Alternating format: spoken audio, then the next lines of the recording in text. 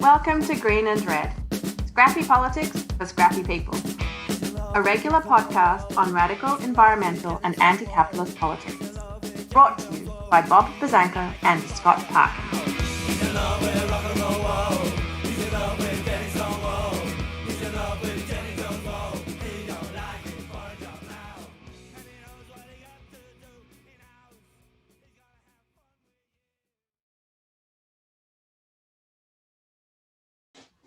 Welcome to the silky smooth sounds of the Green and Red podcast. I am your co-host, Scott Parkin, in Berkeley, California today.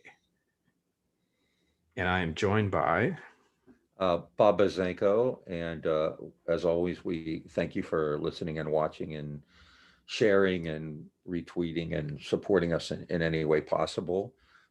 Today, we're going to commemorate and celebrate Martin Luther King Day, which is January 15th.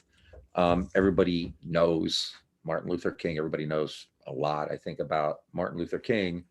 In 2020, King was referenced all the time by pretty much everybody on all sides of the rebellions we saw that were kind of constant for months in American cities, both large and small.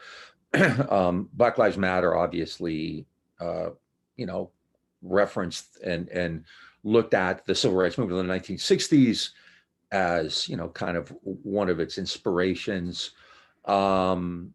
People, liberals especially, but also people on the right, often invoke King's nonviolence to condemn people who were in the streets. Others pointed out that King had said a riot is the voice of the unheard. So he was used by everybody. And what we want to do today is talk a little bit about an element of Martin Luther King's life, a critical, important, huge element of Martin Luther King's life that really isn't discussed that much. King is presented correctly as this man of peace, this guy who advocated nonviolence. The story is well known. On Martin Luther King Day, which has been wildly commodified. Right, Burger King celebrates Martin Luther King Day. You can get a buy one, get one free at McDonald's for Martin Luther King Day. Furniture stores have Martin Luther King sales. I wrote an article once called MLK for sale, ? And I was trying to find it, and rather than, I knew where it was, but it was just easier to Google it. And I put in on Google MLK for sale, and the first hit was 50 stores that are having Martin Luther King Day sales, right? And like the NBA, that's a huge day for if you're a basketball fan. They have Martin Luther King Day where they just have games on ESPN and ABC all day. So there's clearly this commodification of King, and they feature the I Have a Dream speech, very powerful. And they talk about, kind of his very passionate and moving words about racial reconciliation, which is all absolutely necessary. Is obviously who he was. There's another side of Martin Luther King, though, that they're not going to talk about for obvious reasons. King was pretty radical. Martin Luther King had visions of America that in many ways were far closer to, Eugene Debs and A.J. Muste and Saul Alinsky than they were to a lot of these people who now use him, not just the conservatives. Louis Gohmert, the most odious and stupid man in Congress, who had called for violence because of the election, then said, oh, no, I meant like direct, nonviolent protests like Martin Luther King, right? But even liberals, I think, kind of misuse King because, if you start to kind of let people know that this American hero who has a day named after him, a day honoring his birthday, really had this incredibly radical critique of American society, American economy, American democracy, then, you legitimate those ideas. We're not going to have a Eugene Debs Day. We're not going to have a Paul Robeson Day. Right. So I think it's important to talk about this and try to let as many people as possible know about it. Right. So what we're going to do is talk about King's kind of radicalism, I guess. And we're doing it thematically, which makes way more sense in 5 different areas. And we'll go probably alternate on them. First, it's Martin Luther King's economic ideas. King identified himself more than once as a democratic socialist and believed that capitalism had serious flaws, that it could not really work for most Americans, especially poor Americans. talk about his dissent against the Vietnam War, very powerful, which really helped create a major cleavage between King and the liberals, people like the Johnson administration, who had, they'd been on the same side during the era of the Civil Rights Act and Voting Rights Act. Then something that I think very few people know about, that actually I didn't even know about myself until, much later, was that Martin Luther King was really one of the leaders of a movement in 1967 and 1968 to boycott the Olympics. And that may not seem like that big a deal today. The Olympics very professionalized, but in the 60s, that was the ultimate test of America's role in the world. That was the epic battle between good and evil, between the United States and the Soviet Union, and Black athletes were crucial to the American Olympic team's success. So to suggest you were going to boycott the Olympics was incredibly powerful. Then the Poor People's Campaign, which many of us know about. And then finally, I think an area that is probably the least known of all this, which I think Scott and I ourselves have more recently kind of started focusing on, which is King's writing about like direct actions, street protests, demonstrations, and even property destruction. So King, even though he was nonviolent, he called it a militant nonviolence. He believed that you should aggressively confront your oppressor. King did not advocate violent responses, but there was also a tactical element to that, because he understood that the state had overwhelming power when it came to violence.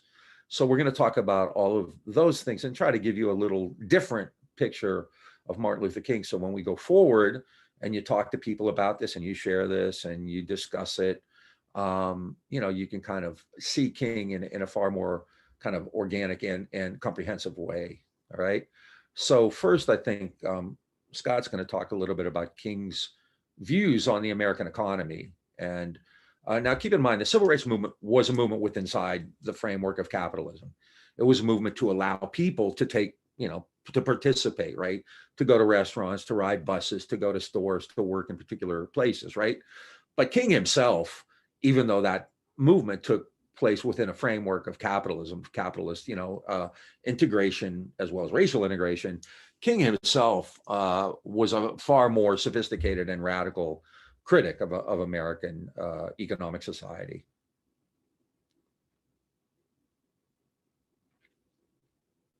Yeah, and before we start off, as always, we want to thank everyone who is a loyal listener, loyal member of our audience. We want to thank everyone who shares our posts and follows us on Facebook, Instagram, Twitter. And this is just a reminder, please follow us on Facebook, Instagram, Twitter. Please become a subscriber for us at YouTube. And, if you're in the Apple Podcast platform app, please give us rate and review us. We really appreciate it. We're as we advertise in our title, we're a scrappy little podcast. We're swashbucklers in the podcast universe, or even we're swashbucklers even in the left podcast universe. And so every little thing that all of you can do to help us spread the word, we really appreciate it. And if you have a few dollars, we also would appreciate any sort of donation. You can become a patron and just give us a couple bucks every month on an ongoing basis at patreon.com/greenredpodcast. Or you can go to our website, greenandredpodcast.org, and there's a support button there, and you can make a one-time donation. But whatever you can do to help us, whether it's retweeting, sharing, telling your friends about us, or making a donation, it's all very appreciated, and it's going to a good cause. Now, and the last other thing is that we have started a Medium publication. That's Medium, which is a big-time website. And we've begun posting episodes and articles and blogs that we're writing. And so please go to Green and Red Media on Medium, just to enunciate that so everybody's really clear what I'm talking about, and check us out. It's a new thing. You can also see the link for it in our show notes. Yeah. Rupert Murdoch is looking in his rearview mirror because we're getting closer. Yeah. Watch out, Wall Street Journal. Here we come. And so I'm going to actually start off today's MLK show talking a little bit about King and democratic socialism and economic justice. And, like Bob said, King is like most remembered for his work on fighting for civil rights in the South and calls for racial reconciliation. And then there's this other piece, which is like less talked about. But, as we're now like over 50 years past his death, we'd like to think that's becoming a little bit more known. And so just to kind of take that to the next level, I'm going to talk a little bit about King, and his economic justice work, as well as him identifying as a democratic socialist. Now, there's an organization in the U.S. right now which actually gets a lot of attention, especially in the left podcast universe, called the Democratic Socialists of America. That was actually founded in the early 60s, I believe, by a man named Michael Harrington, who wrote a book called The Other America. And it's in the last 5-6 years, particularly since the Sanders campaign, it's really seen a resurgence in American political life. And I have a lot of critiques of DSA, Democratic Socialists of America, and of the left podcast universe. But I would say that, for progressive candidates, DSA locally shows up a lot. King also identified as a democratic socialist. And, I'm going to start off with reading a couple of quotes. In the mid-50s, he actually wrote a letter to his then fiancee, Coretta Scott, who later became Coretta Scott King, which said, "I imagine you already know that I am much more socialistic in my economic theory than capitalistic." Early on, as he was a young grad student, a young seminary student, he actually was already leaning towards what is actually an ongoing theme in the Green and Red podcast, which is towards anti-capitalism and not just sort of like reform of the capitalist system. To the Negro American Labor Council in 1965, he said there must be a better distribution of wealth, and maybe America must move toward a democratic socialism. And this is, just to put this out there, this is after Harrington has established the Democratic Socialists of America. He's identified that there's another America, and King, had his own thoughts about that, and was in agreement with some of this, what is now popular thought on the left and what was a growing movement back in the 60s.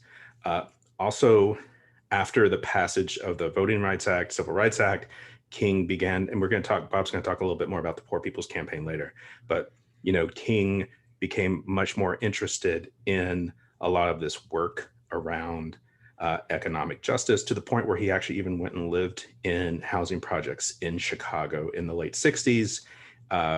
He started organizations which started chapters in cities in the North, either in the Northeast or the Midwest, Northern Midwest, which basically did a lot of work around housing and around economic justice.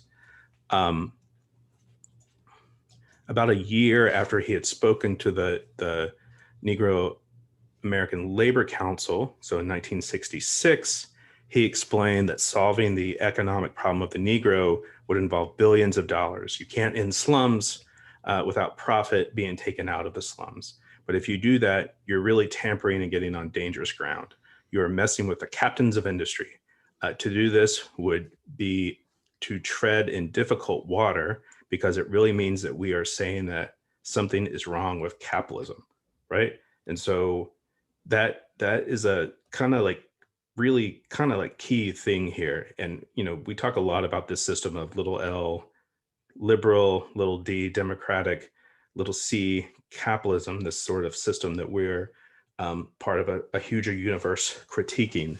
And so, that was also King's point. He is not this sort of like liberal reformist when it comes to these economic matters. He's actually, he's as much of a democratic socialist, revolutionary thinking person as, like Bob said, Eugene Debs, Saul Alinsky, folks like that. And then after, and just to kind of like put a emphasis on this towards the end of his life, is after the Civil Rights and Voting Rights Act went into effect, and Southern apartheid was beginning to be dismantled, King's focus on inequality in the economy changed his standing in America. It's also going to be his opposition to the war in Vietnam, but it's going to become his undoing. That the liberal establishment, which he had built ties with, who had supported him when he was seeking inclusion in the American system for Blacks in the South, now began to abandon him when he spoke of the greater problem of material injustice for Blacks and inequality for all poor people all over America. Now, I want to flag that, like a month or two ago, we did an episode on JFK, and we talked about how JFK was actually fairly conservative on the civil rights movement, and he was like somewhat opportunistic about that.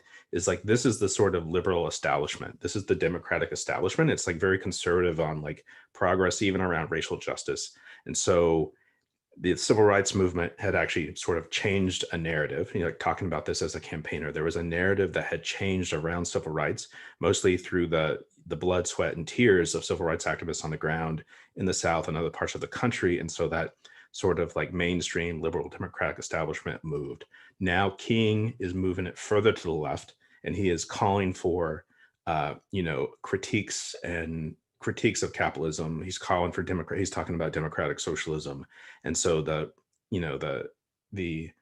mainstream liberal Democratic establishment is not going to go for that. And they actually, as we're going to kind of lay out more and more through this episode, is going to begin this resistance. And so the other piece I want to really emphasize here is that the sort of hard right at the time, whether it's the sort of Goldwatterites or whether it's the segregationists in the South, is like while they resisted and opposed King and hated King and everything he stood for, the real pushback, the real interesting piece, because they are the ones in power, is going to be from the liberal Democrats. And that's this sort of contrast we actually talk about on the show a lot, which is this contrast between like the left, like an actual left, like those who want things like fair housing, jobs, better pay and employment, healthcare, things like that, versus this sort of idea of corporate liberalism.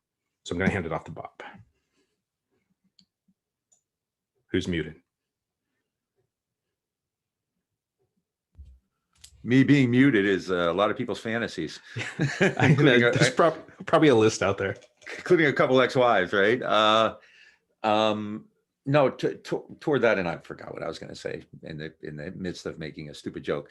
Anyway, I think King's radicalism, which is, my point was going to be that I think a lot of us on the left have kind of, looked at King as somebody who has been a beacon for the things we believe in for a long time.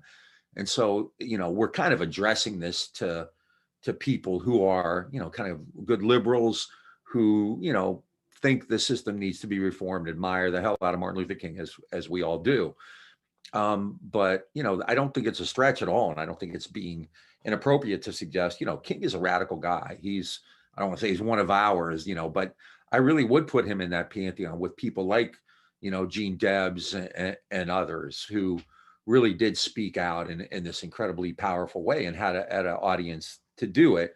Probably the most remarkable public act in this regard, because it was very well known, and it probably constituted his break with that liberal establishment, was his position on the Vietnam War. King never was an advocate of the Vietnam War, but he had this really strong relationship with the liberals because of the Southern Civil Rights Movement, and eventually the way in which Lyndon Johnson, really kind of expended a great deal of political capital for the Voting Rights Act and the Civil Rights Act and the Voting Rights Act. But in 1965 already, he would start to make kind of comments, about Vietnam. And his basic point, well, it was kind of twofold. One, he's a minister and he's a pacifist. So, the violence and the bloodshed really, obviously were very difficult for him. Also kind of shades of what we're hearing now in 2021. There was also this contradiction, this hypocrisy, right? King would often say, they praised us for being nonviolent against Bull Connor and against Jim Clark and against Lori Pritchett. But when we say be nonviolent against the Vietnamese, they get angry at us, right? So King, has this kind of moral element to it. He's a pacifist, but also he believed that the commitment to Vietnam had overtaken the civil rights movement. In opinion polls from the early 60s through 1964, 65, whenever Americans were asked, what's the biggest problem facing America today, it was civil rights. But then it started, the numbers for Vietnam started to increase. And then by, I forget, it was 1965 or 1966, Vietnam became the number one problem for Americans. For a lot of Americans of all political stripes, the Civil Rights Act and Voting Rights Act kind of ended it. It was over, right? That took care of it. They succeeded, they won. And King, could have retired at that point and, become a star. He could have become done a lecture circuit. He could have gotten all kinds of probably offers to be on corporate boards. He could have certainly gotten endowed professorships or become a university president, whatever he wanted to do. He could have sat back and made bank and just kind of, reveled in the glory. He was a Nobel Prize winner, but he didn't. And as you pointed out, he went to Chicago, he went up north, he started doing, we'll talk more about that with the Poor People's Campaign. And he spoke out against the Vietnam War. And I'm not going to talk a lot about it because we have a great clip that we're going to play a decent segment of in a minute here. But just the background to it was that on April 4th, 1967, and that's one of those eerie historical coincidences, right? It was exactly 1 year to the date where he was assassinated. But he was going to give a sermon that day, preach at Riverside Baptist Church. And the night before, he called, there's a lot of stories surrounding it, but my favorite was the night before he called Stokely Carmichael and said, I want you to be in the church tomorrow for my sermon. And Stokely Carmichael later became Kwame Ture. I said, I've heard you speak 100 times. I don't want to get up early to that. And King said, I'm talking about Vietnam. And Stokely Carmichael said, I'm going to be there. And so he began, and the speech is titled A Time to Break the Silence. And it's incredibly powerful.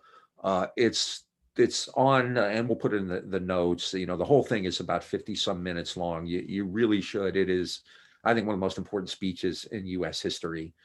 And, but we're going to play about a 4-minute segment where he really, I think, gets to the point of what America's really like and how Vietnam is, you can't have this civil rights movement and boast about the Voting Rights Act and the Civil Rights Act and racial reconciliation and continue to have this war in Vietnam. And this also speaks to something that you and I have talked about a lot, which is that if you're going to be a radical and you want to change America at home, you also need to be anti-imperialist abroad, right? So we're going to play about a 4-minute clip, I think, of King's, an excerpt from King's speech, but I would encourage all of you to listen to the whole thing.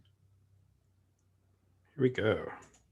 Since I am a preacher by calling, I suppose it is not surprising that I have 7 major reasons for bringing Vietnam into the field of my moral vision. That is, at the outset, a very obvious and almost facile connection between the war in Vietnam and the struggle I and others have been waging in America. A few years ago, there was a shining moment in that struggle. It seemed as if there was a real promise of hope for the poor, both black and white, through the poverty program. There were experiments, hopes, new beginnings. Then came the build-up in Vietnam. And I watched this program broken and eviscerated as if it was some idle political plaything of a society gone mad on war. And I knew that America would never invest the necessary funds or energies in rehabilitation of its poor so long as adventures like Vietnam continued to draw men and skills and money like some demonic destructive suction tube. So I was increasingly compelled to see the war as an enemy of the poor and to attack it as such.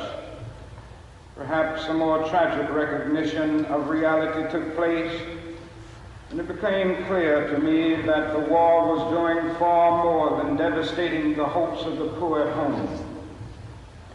It was sending their sons and their brothers and their husbands to fight and to die in extraordinarily high proportions relative to the rest of the population.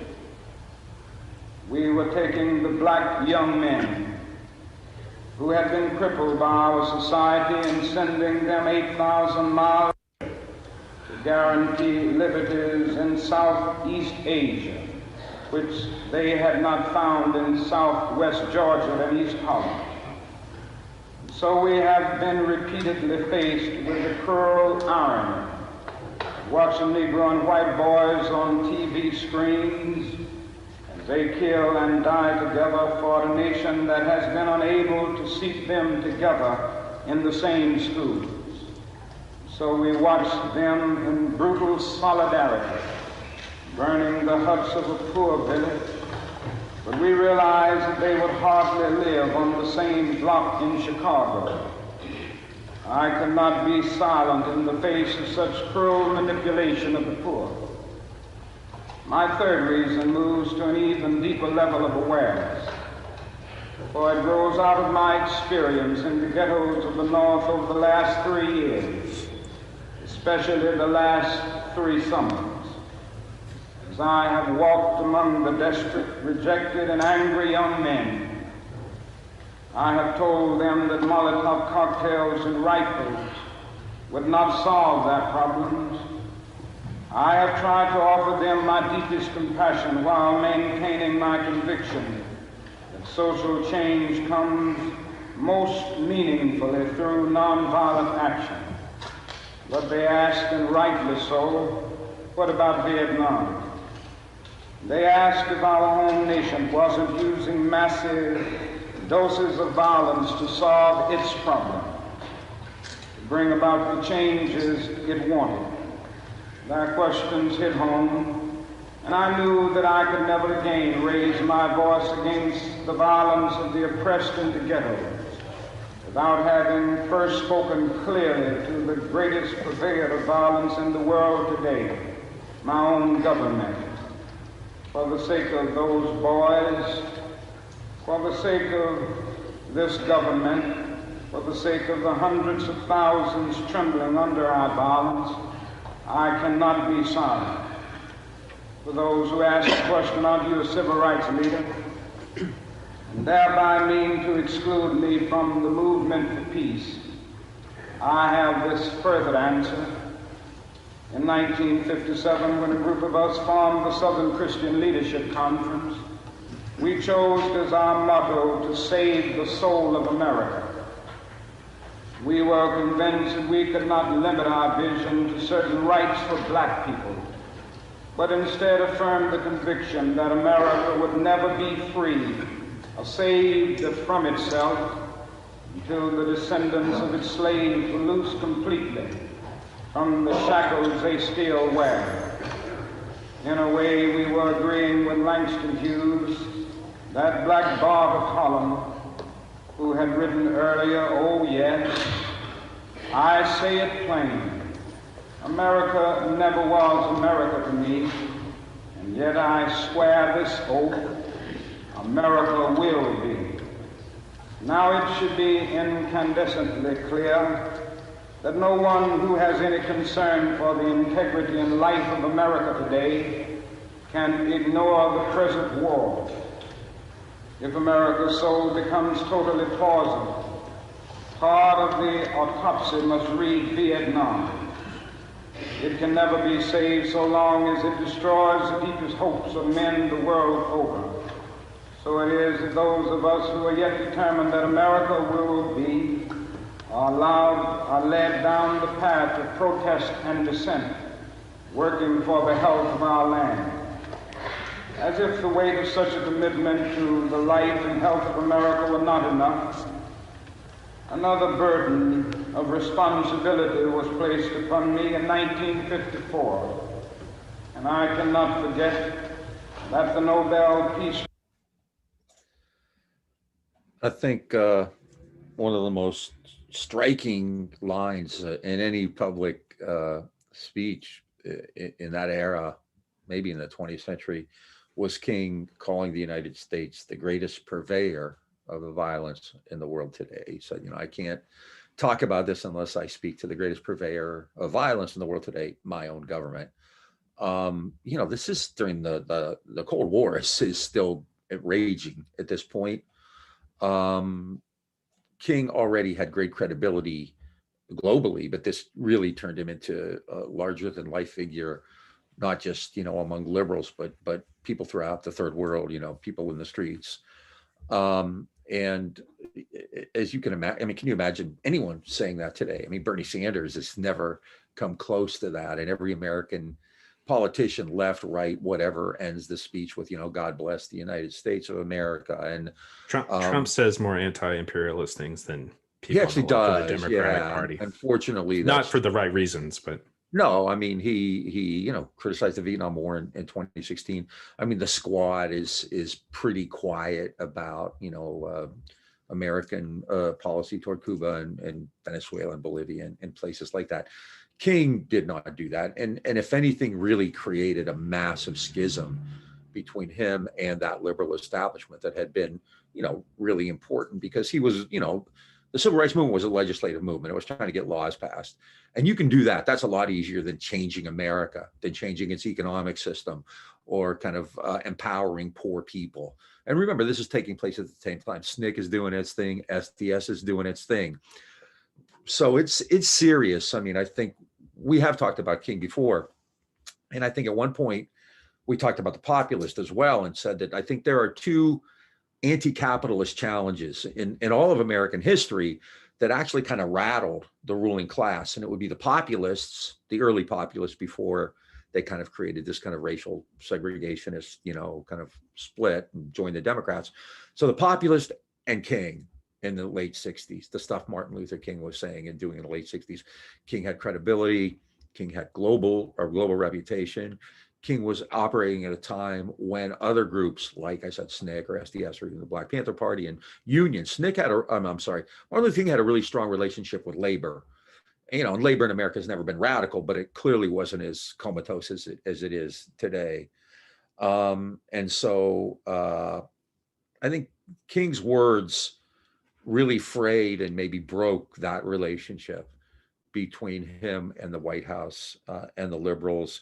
Ending apartheid in the South was necessary for a lot of reasons, and Northerners could get behind that.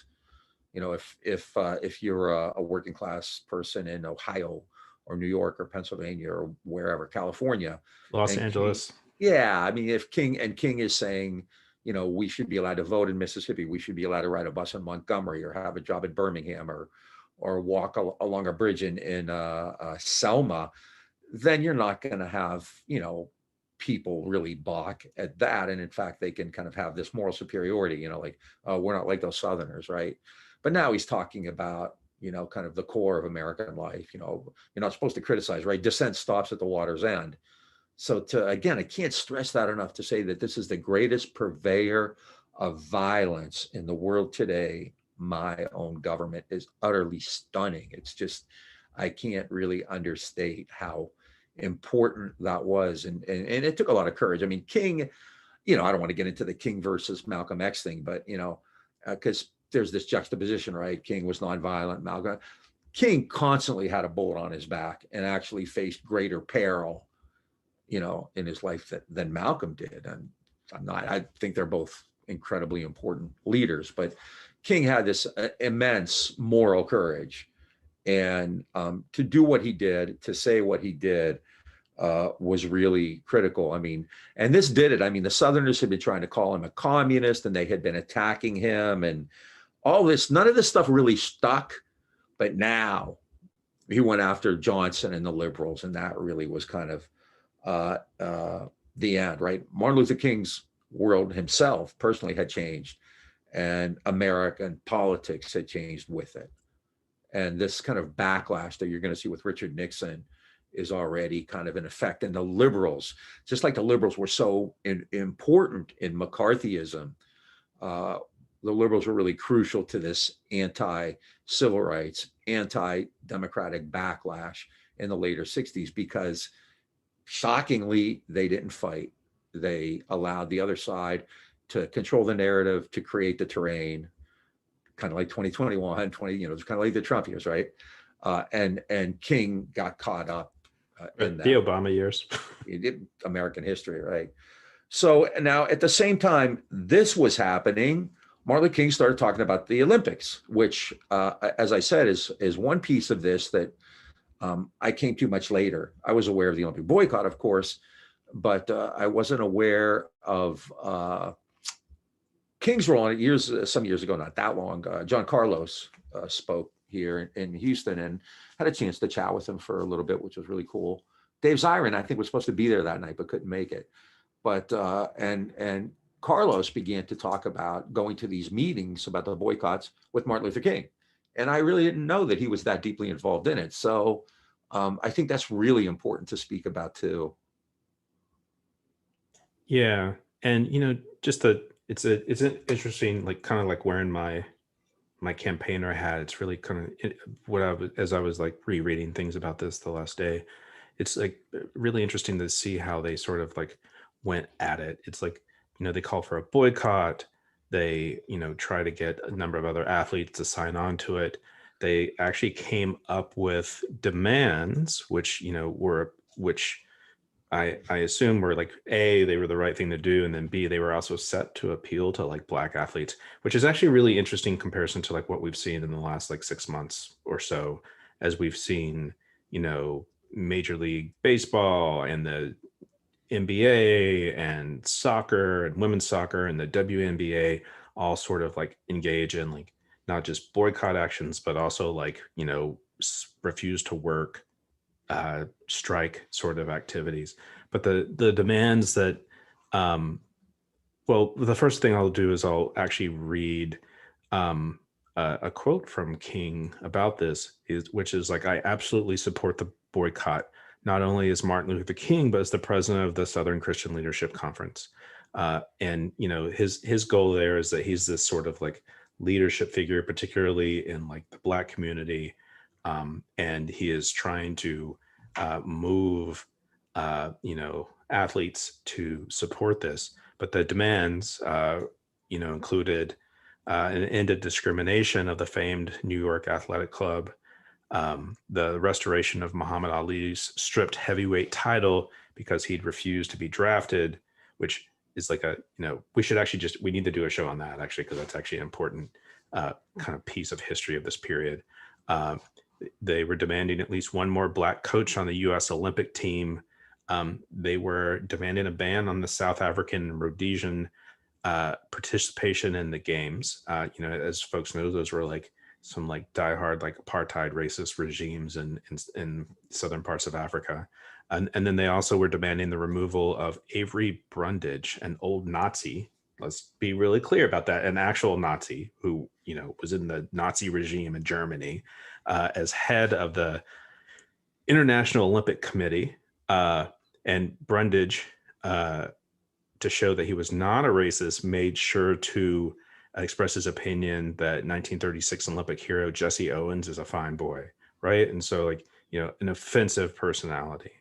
And this is like a sort of unknown piece of sports history. And then I will say that it was actually somewhat effective due to the pressure that was put on Brundage and others by King, especially. The IOC, the International Olympic Committee, had a revote on South Africa's admission to the games, and this time banned it from participating, right? And so like, we're familiar with an anti-apartheid movement in the 80s, and we're familiar with the collapse of the apartheid regime in the late 80s, early 90s. But like, this is the 60s, and we were fighting that fight then. And so, sports is, as we like to talk a lot about culture and like the sort of impacts of like left politics, et cetera, in popular culture and culture. And so sports is a critical piece of that. And it's actually an important place where we can engage people. It's a place where we can organize people. And it's a place where we can, actually kind of shift some norms. And so that is like what happened here. And then like, of course, Muhammad Ali And then the Olympic athletes at the 1968 Olympics in Mexico City are like kind of real critical pieces here. Tommy Smith and John Carlos raising their fist up, the Black Power fist, as they accepted their gold and silver medals. Gold and bronze. Gold and bronze. Sorry. Actually, there's another great side story that the silver medalist was Peter Norman, a white guy from Australia, who also participated in the protest. I'm not sure, he may have turned his medal back in, but in San Jose, where John Carlos went to school, there's actually a statue of Peter Norman, and they were very close, remained very close until when Peter Norman died. Tommy Smith and John Carlos were actually pallbearers at his funeral. Yeah. And I think, that because sports has really kind of entered the political world in ways that we hadn't imagined. And Ali was clearly part of that. And now I think in the last several years, Kaepernick, and then this year it just exploded. LeBron James yesterday put out some very powerful statements, about the decision not to indict any of the police in Kenosha. And then, of course, the riot at the Capitol, where those vandals there were treated with kid gloves. So and LeBron James become really a powerful public spokesperson on these issues. Megan Rapinoe. And I think a lot of lefties in the past are kind of snooty about sports. For years, I never talked about that. I always kind of kept it, in leftist circles. I was kind of, I figured I'd be mocked if I talked about, like watching the World Series or going to a college football game. And it's really an important way, I think, to reach out to people if we want to meet people where they're at and increase our, the people who are, part of this movement.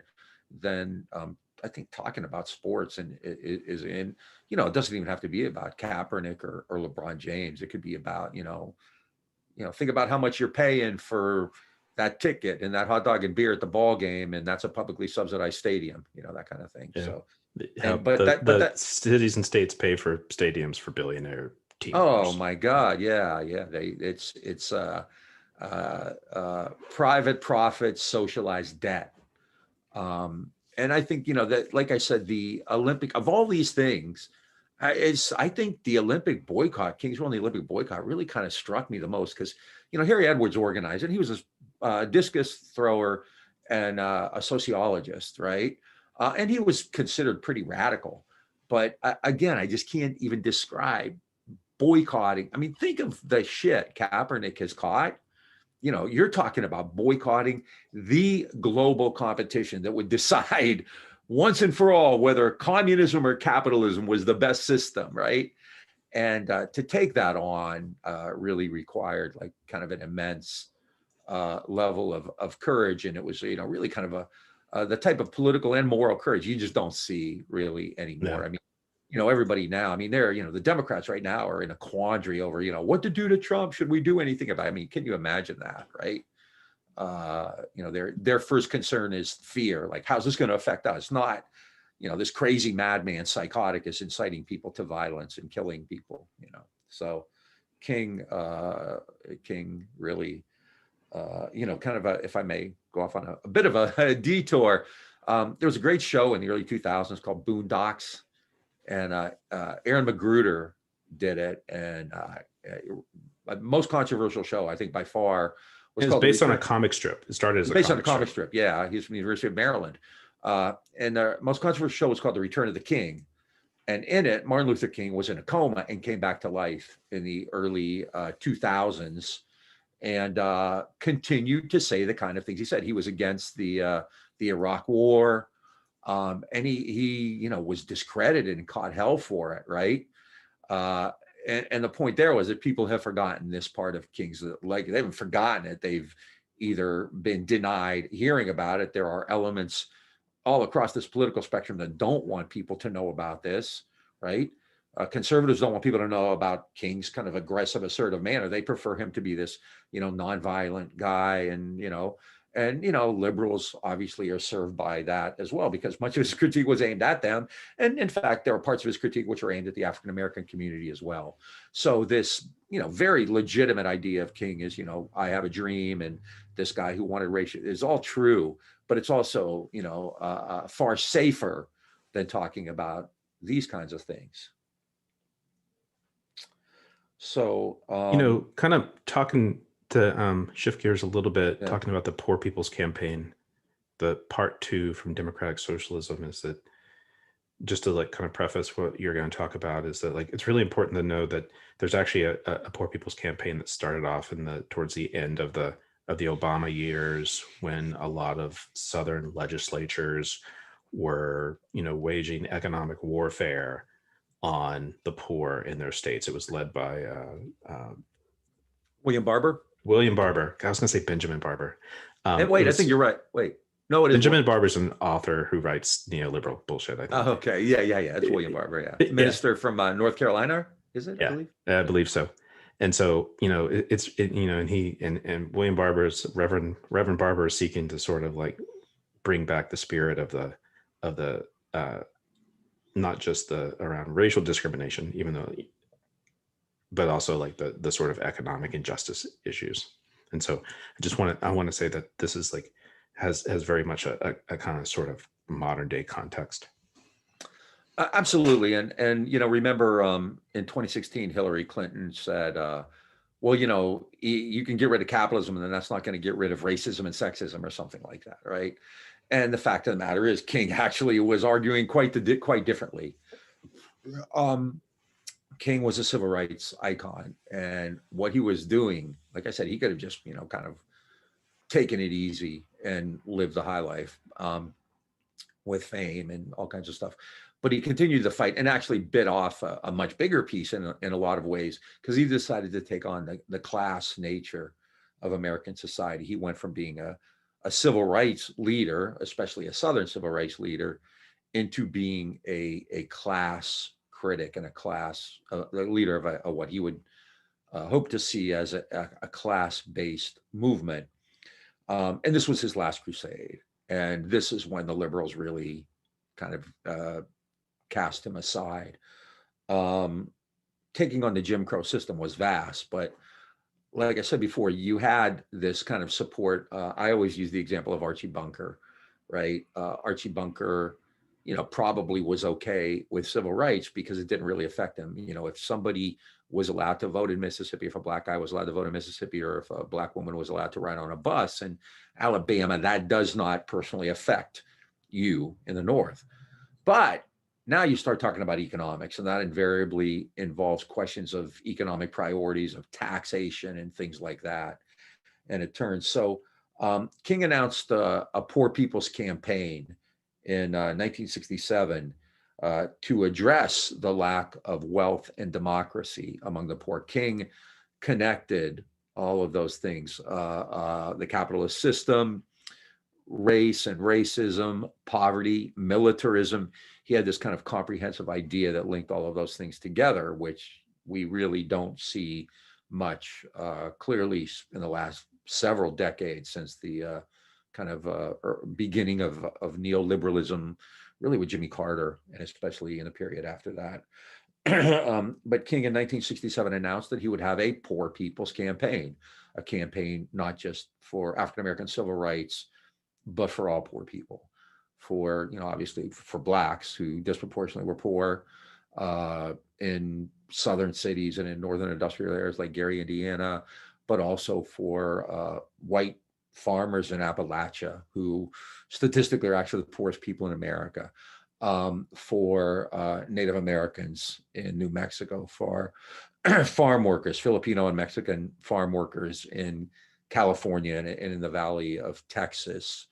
He was going to talk to all these people, and he had significant connections with labor. A lot of labor was involved in this. He wanted, he said, we will also look for the participation of the millions of non-Negro poor, Indians, Mexican Americans, Puerto Ricans, Appalachians, and others. And we shall welcome assistance from all Americans of goodwill. King and his associates in 1968 drafted what they called the Economic and Social Bill of Rights, taking off of FDR's World War II effort to create an economic Bill of Rights. This is in 1968, 8 years before the bicentennial. They said, with the bicentennial coming up, 200 years after the Declaration of Independence, will the right to pursuit of happiness mock the majority of Negroes locked up and an economic underworld of poverty, joblessness, and unemployment. So he's not talking about the vote and equal access to buses and restaurants right now. He connected this crusade also to the Vietnam War, as he had before, because, you know, as he said, the black and white poor together, the black and white poor were killing and dying at the same time, right? He often sounded, you know, like Frederick Douglass. Remember the famous letter from a Birmingham jail where he said, you know, I'm inclined to think now that the biggest problem is the white moderate. He channeled Frederick Douglass in 1968. He said, will Negroes be able to celebrate the 4th of July, right? What is it that young people in the streets have a right to? A life of unemployment and low pay when there's work? So his Bill of Rights, this economic Bill of Rights that the Poor People's Campaign drafted, demanded decent paying jobs, good paying jobs for all employable people. Many ghettos had 30 to 50% unemployment in the 60s, on unemployment and underemployment. King demanded careers, not make work jobs. There were a bunch of like summer jobs. I actually worked on a couple, you know, where, you know, you get like 3 months of work during summer vacation or something like that, and minimum wage jobs. But he wanted like real jobs that would like create, you know, full-time jobs that would give you a wage, and also to give you access to careers. And that also involved access to education. In 1965, King said about 30 million people were not even eligible for public assistance, people who were living in poverty. So the right to decent housing and the free choice of neighborhoods came next. And it ended with demands for equal education and funding for Black schools, for poor schools in all kinds of poor areas. He, like SDS, talked about the right to have a role in decision-making, participatory democracy. And then, you know, I don't know where the data came, the numbers came from, but he claimed that the United States and Vietnam was spending $500,000 for each enemy soldier killed, compared to $53 for each poor person at home. Even if the numbers are way off, the ratio clearly isn't. And that's, you know, and we know that today, right? The Pentagon's budget is immense compared to any other kind of program. This was the trying to develop a national class movement, and this really was the final break between the liberal establishment and King. I think I'm sure I've said this before on one of our podcasts. The Richard Goodwin, I'm sorry, it was Harry McPherson, who was one of LBJ's main aides, was working with King during the Poor People's Campaign. They were trying to organize it along the lines of the 1963 March on Washington. They were trying to get permits and set up speakers, and they were going to have an encampment there, Resurrection City. And in 1963, the Democrats, the Kennedy administration, was really accommodating. In 1968, not so much. They weren't giving them permits. They were making it difficult. And I think I've said this before. I was at the LBJ library looking something else up, and I came across this discussion on the Poor People's Campaign. So of course, I was like, oh, I want to read this. And McPherson, and I'll never forget these words. He said, you know, the Negro has become sullen and ungrateful. The Negro has become sullen and ungrateful, which is the textbook definition of condescending, liberal, patronizing, right? He all but called them deplorables, right? Sullen and ungrateful. And this was the liberal approach now to the Poor People's Campaign. It played out a lot different. It lands somewhat similar to what we hear like Obama saying about defund the police, to be honest. Yeah, snappy slogans, right? Well, remember when Obama was president, and instead of like, you know, he did talk about Trayvon Martin, but then he started talking about, you know, Black kids need to pull their pants up kind of stuff too, right? So and Clinton, of course, with Sister Souljah and Billy Ray Rector. So yeah, this is clearly common in U.S. history among liberals. Let's make that. We know that Trump and his people and Reagan and Goldwater were virulent racists. There's no question about that. So there's no point really. I mean, I think that's established, but it's important to understand the role that the Democratic Party, the Clinton and Obama administrations really played in this. The prison reform the welfare reform of the 90s with Clinton, which disproportionately impacted obviously poor people and African Americans. And plus Clinton's crime bill, championed by Joseph Robinette Biden. Yep, Biden, and who was it? John Kasich, in the who's become a Democratic icon now, right? I think Kasich was the moving force in the House on that one.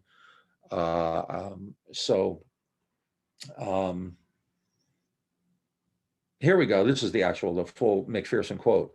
The Negro showed himself to be not only ungrateful, but sullen, full of hate and the potential for violence, right? That's no freaking different than, well, it's not as crude, but that's exactly what Trump was saying last year, Yeah. So this, I don't like pithy things, but what's the old joke, scratch a liberal and you get a fascist underneath it or something stupid like that. But the point is that there really are these kind of common places where they meet.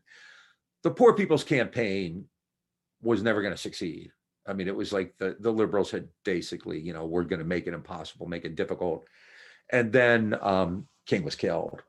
And it's important to understand, King died while engaging in labor activism.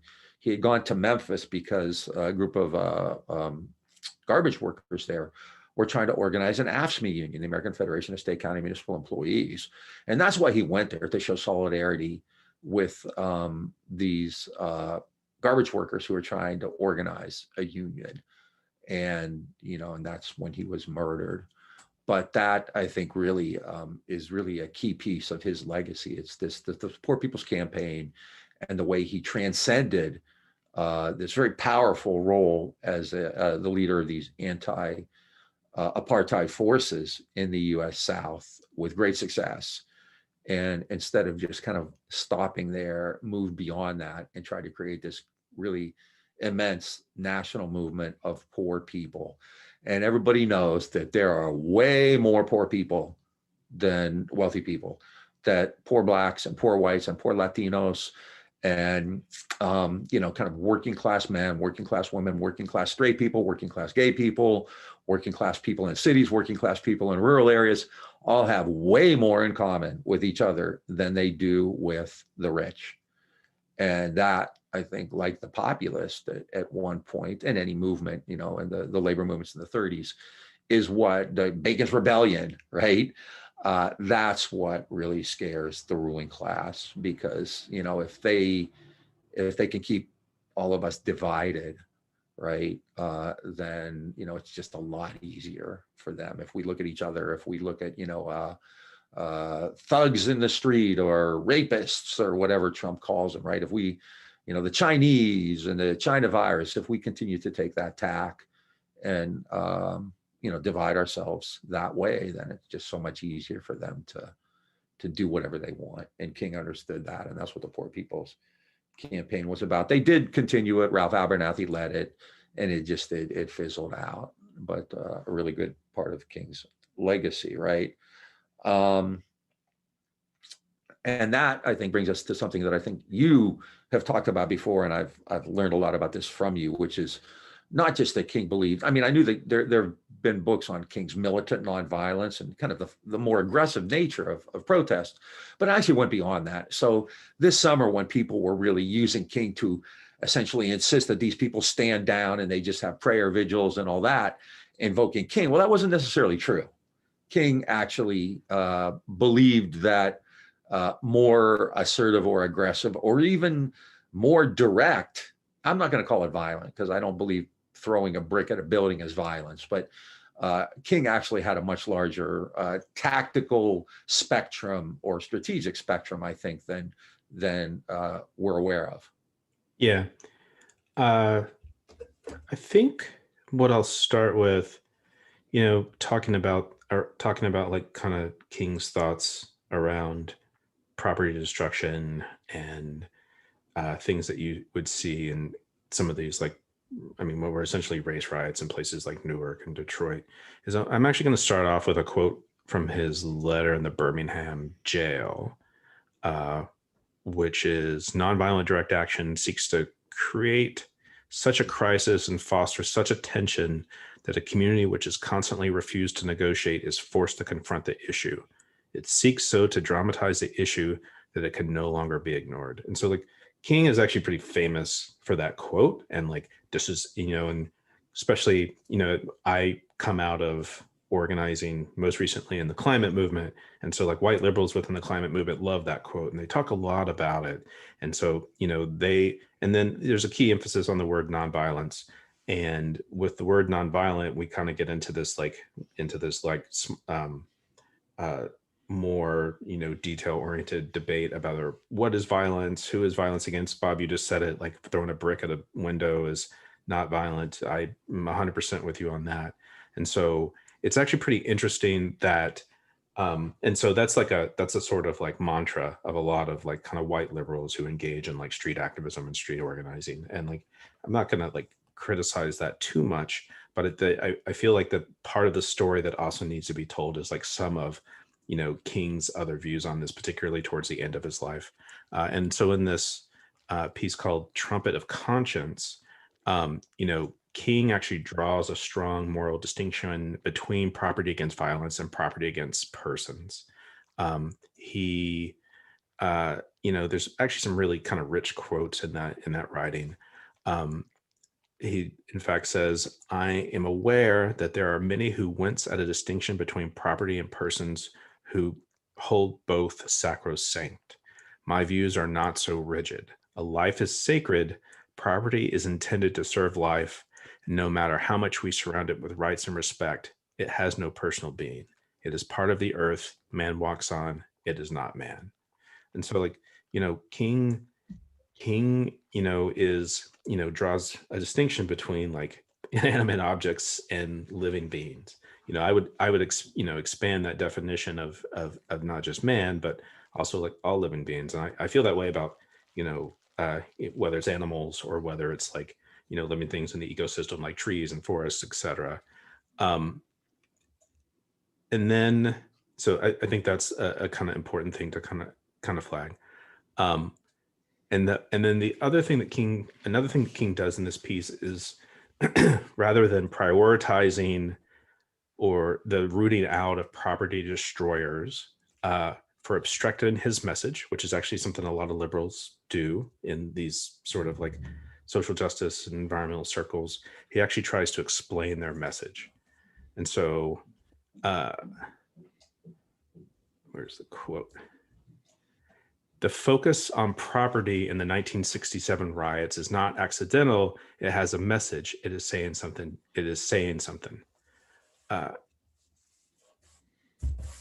And, that's the piece in the kind of more famous quote is at the end, a riot is the language of the unheard. And then we also heard it in that video we played, the audio, which is that he, would go through these kind of burnt out streets after these riots.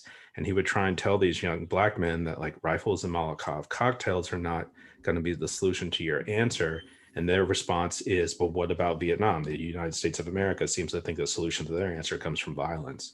And so like, he sees it as a very understandable thing to, engage in this sort of, in using these tactics and strategies.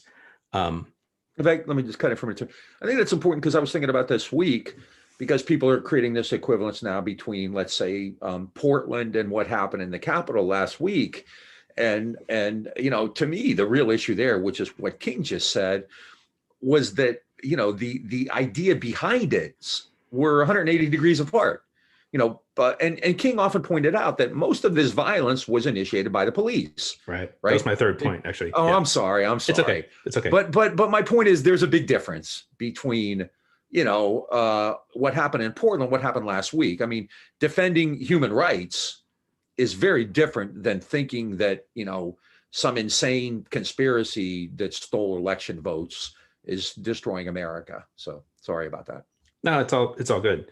I mean, I think that actually the important thing to mention about like what happened at the Capitol is that a big sort of like mantra for those folks is Blue Lives Matter, and that, you know, police aren't being respected, and these, you know, it's the Black Lives Matter versus Blue Lives Matter argument, and they're definitely like, you know, I have family who live in Fort Worth, Texas, who are like arch conservatives and help organize Blue Lives Matter marches, right, in Dallas Fort Worth.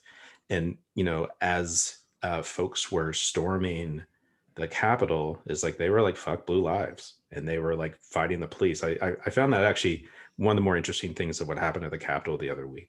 The very, very important thing. And King is like you said, is very careful to emphasize the police responsibility for most of the violence against people during the riots. There's a last quote. It's a little bit of a long quote, which is: the bloodlust interpretation ignores one of the most striking features of the city riots.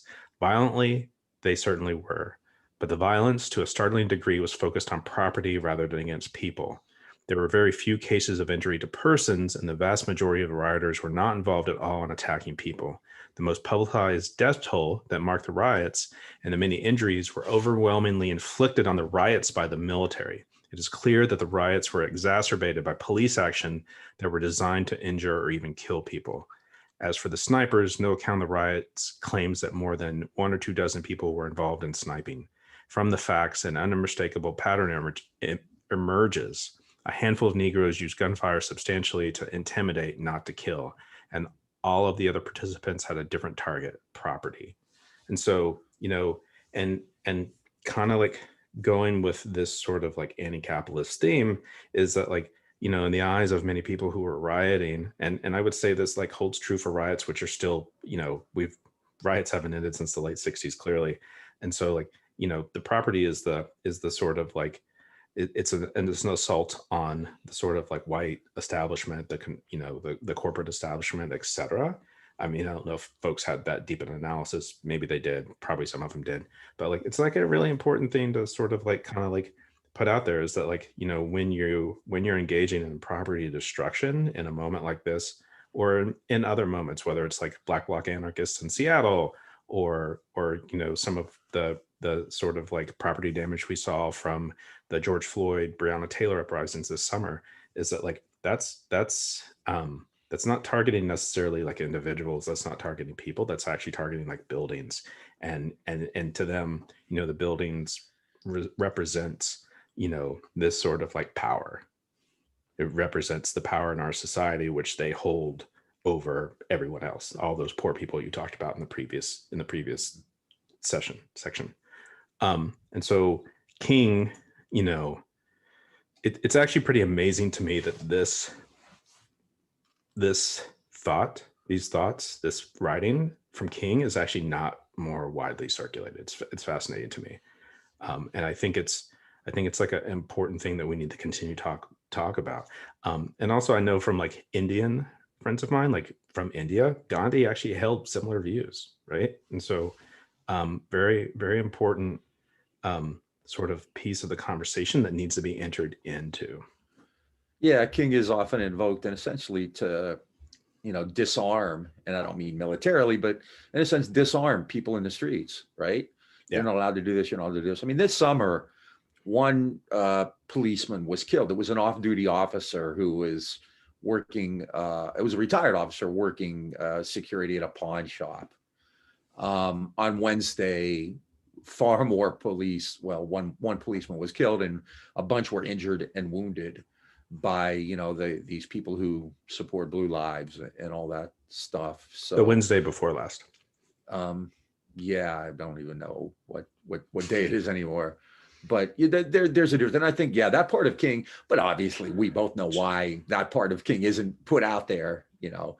Nobody wants, you know, do you think Obama's going to talk about King that way? No. Do you, I mean, it's silly to say, what would he be doing if he were alive today? But we're going to do it anyway. I mean, what do you think Martin Luther King's position would be on defund the police?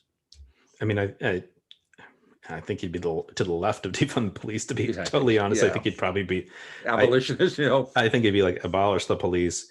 I think he'd be like, you know, abolish the carceral state too, abolish prisons, which is like, you know, a position that is very popular in more radical circles and conservative circles. far right conservative circles. The one other thing I want to kind of point out is that like the other week at the Capitol, the right wingers, the fash that went in there, their goal was to do a people's apprehension of politicians, particularly Democratic politicians. They supposedly, whether they did it as in jest or not, built a gallows out for Mike Pence. There's a whole lot of different threats they made about Nancy Pelosi. Not that we're fans of Pence or Pelosi or any of those folks, but like the folks who invaded the Capitol the other week had, clear ideas about inflicting damage against people, right? That we don't see that in the like it's definitely not part of the rhetoric. It's definitely not part of the sort of like, chats which get leaked out later, or the Facebook commentary or what have you. Really kind of important thing is that they were targeting people when they invaded the Capitol Hill. Very, and I think that actually says a lot about, that movement, that small but growing and dangerous movement, versus like this kind of sort of bigger movement, which is rooted in other principles, right? And the principles in which we both embrace. Heather Heyer was killed. 2 people in Kenosha were killed. I forget the name of the guy in Austin was killed. 105. Garrett Foster. Yeah, Garrett Foster. 105. There have been 105 incidents of these violent right-wing extremists using their automobiles as weapons. On the other side, you have real important thing. A lot of state legislatures have passed laws that it's actually okay to drive your vehicles into people. Just on another level. The governor of Florida has been encouraging it. DeSantis.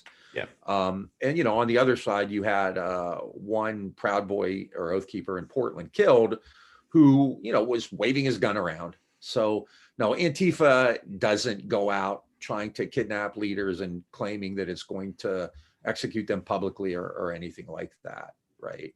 Yeah. There's clearly a difference there. There is no equivalency. And King needs, people need to stop invoking King, obviously, for these kinds of purposes. They're not gonna, but that's why we do this, so people understand that there's another part of it. There's other stuff out there. And I just, I can't stress it enough. I've been saying it all summer. Like, there's a huge difference between, a cop putting his knee on somebody for 8.5 minutes and throwing a brick through Target, right. Or Starbucks. But yeah, whatever. I mean, you can fix it. They have insurance. Windows can be fixed. George Floyd was dead. Yep, absolutely. So we should. That's the sort of the end of the sections that we had kind of specified we were going to talk about. Do you want to start with the wrap up? No, I mean, I think it speaks for itself. I mean, this is an element, not just of Martin Luther King's legacy, that's important, but I think if we talk about this, then we're also going to talk about ideas and issues that really should be acceptable in terms of the political discourse we have. Political discourse is incredibly narrow. I mean, as soon as Wednesday happened, you had Pelosi saying, we're going to resort to our better angels, and this is not who we are, and we need reconciliation and all that kind of stuff. And what that does is it shuts off a discussion of the kinds of issues that Martin Luther King was raising, and that certainly haven't gotten any better in that regard. I mean, we're not living in 1954 or even 1965. I mean, and let's make that clear. I would never say things are worse now than they were then. There's been a huge retrenchment and backlash, but at the same time, these issues are the same. King spoke about them, and now, the people who speak about them tend to be put on the fringes. Nobody that's the thing to keep in mind. Martin Luther King had immense public, notoriety, credibility, Nobel Prize winner, really famous guy. And if the ruling class, and if the liberal ruling class can do him the way they did, then, it's a tough road ahead, because if they can attack and discredit King and eventually, maybe even get him killed, then we're up against something. But we can't do it with these piecemeal measures, and we're not going to do it with Nancy Pelosi and Chuck Schumer and all, all this kind of stuff. I mean, you're going to need to you're going to need to really hit the system where it exists. And that includes war and empire. It includes these cultural events like the Olympics, and it involves tactics like, busting up a Starbucks or a bank if they have to, Yep. It's going to require more than the performative politics with the Kinji cloths, bowing with the Kinji cloths. Yeah. And, the system isn't going to take itself down. No, So. no. So folks, you have been listening on this Martin Luther King Day to the Green and Red podcast. If you like what you hear, please follow us on all of our social media channels: Twitter, Facebook, Instagram, YouTube. If you did not just watch us on YouTube, please go to YouTube and find us, Green and Red Podcast, and hit subscribe. If you're watching us on YouTube right now and you haven't subscribed, why not? Do it. Give us a rate and review on the Apple Podcast platform. And if you have a few extra bucks and you want to become a patron, for the cost of a beer, you can give us $5 a month through patreon.com/Green Red Podcast, or you can go make a one-time donation at greenandredpodcast.org and hit that support button, and we would greatly appreciate it. Yeah. Also, if you or anyone has like a community radio station show or a podcast or anything like that, and you like what we do, let us know, and we could, you could use this, or you could talk to us about, some of this stuff. So we want to get the word out there. And remember, this is not an economic investment for us. We're not making any money on this. We're spending money on it. We really genuinely believe we are saying things and talking to people that in this vast world of left social media generally goes unnoticed, so that's why we do this. We want you to hear the people we talk to and think about some of these history stories we do. So we really appreciate it. Yep. Plus, our witty banter and edgy humor is like what wins the day. Yeah, and then Scott's just so damn pretty. You just want to look at him, so. All right, folks. Well, I've had enough of that. We'll talk to y'all later. Take care.